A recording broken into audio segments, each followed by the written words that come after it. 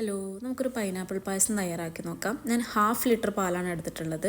Half portion pineapple നന്നായിട്ട് മിക്സിയിൽ ജാറിലിട്ടിട്ട് അരച്ചെടുക്കണം.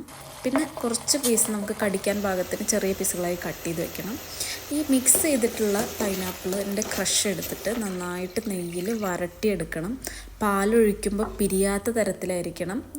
വരട്ടിയെടുക്കുന്ന ഭാഗത്തേക്ക് പഞ്ചസാരയും ഏലക്കാപ്പൊടിച്ചതും കൂടെ ചേർത്തിട്ട് വേണം നന്നായിട്ട് വരട്ടിയെടുക്കാൻ.